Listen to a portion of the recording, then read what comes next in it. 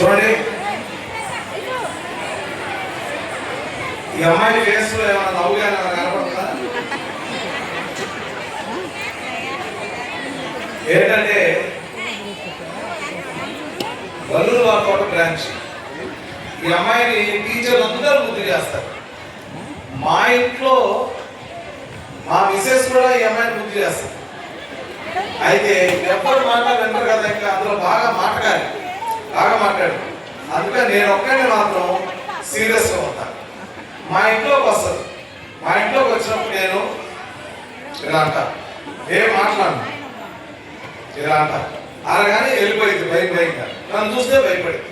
తర్వాత టీచర్లు అడిగిందట, ఏంటి కన్నాసారికి మాటలు రావా, కన్నడ ఇట్లా అంటే అన్నారు.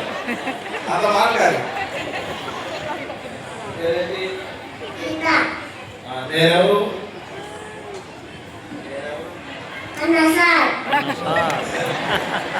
Okay, very good.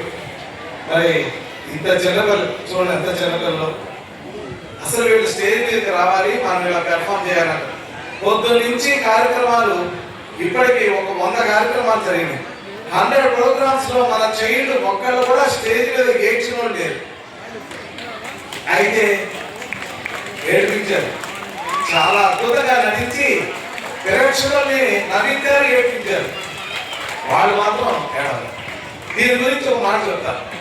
నేను పొద్దున కూడా చెప్పాను. 2 months క్రితం హైదరాబాద్ వెళ్ళాను. అక్కడ ఒక పెద్ద ఢిల్లీ పబ్లిక్ స్కూల్ అని పెద్దది ఉంది. వాళ్ళు సాఫ్ట్వేర్ ఇంజనీర్లు ఉంటారు. అక్కడ పేరెంట్స్ అందరూ వేల రూపాయలు, లక్షల రూపాయలు పెట్టి చదివిస్తారు. 1,80,000 ట్రాన్స్పోర్ట్ కాకుండా, ట్రాన్స్పోర్ట్ కలుపుకొని 2.5 lakhs కట్టేస్తారు. తీరా నేను ప్రోగ్రామ్కి వెళ్ళాను. వెళితే టీచర్లు ఇక్కడ లైట్ కింద నిలబడి ఈ పిల్లలకి అక్కడ డ్యాన్స్ చేసి చూపిస్తున్నారు. పిల్లలు ఎంతసేపు టీచర్ ఇంకా చూస్తున్నారు. ఒకటి, అక్కడ ఉన్న నర్సరీ, ఎల్కేజీ, యూకేజీ పిల్లల్లో 50% మంది ఏడుస్తూనే ఉన్నారు. కానీ ఇది కార్పొరేట్ స్కూల్ కాదు, అన్నిటికీ సిద్ధమయ్యేటువంటి కన్నా స్కూల్ ఇది. పిల్లలందరూ కూడా ఆల్రౌండర్స్ అవుతారు. చదువులో అద్భుతంగా ఉంటారు, ప్రోగ్రామ్స్ లో కూడా అద్భుతంగా చేస్తారని చూపించారు. ఒక్కళ్ళు కూడా భయపడేది లేనే లేదు. ఈ మాత్రం ధైర్యం లేకపోతే మన చిన్నారులకి భవిష్యత్తు ఎట్లా చెప్పండి? అందుకని వాళ్ళకి ధైర్యం, సాహసం నేర్పడం కోసం వేదిక ఎక్కించి ధైర్యంగా వాళ్ళ చేత డ్యాన్స్ చేయించారు మన teacher. Let us give big hand to the teachers also.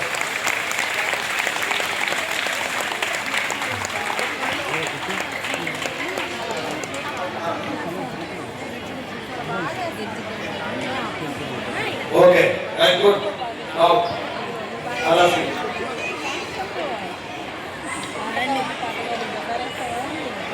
Right, next one. దాని జంపనే ఇక్కడికి వస్తారు.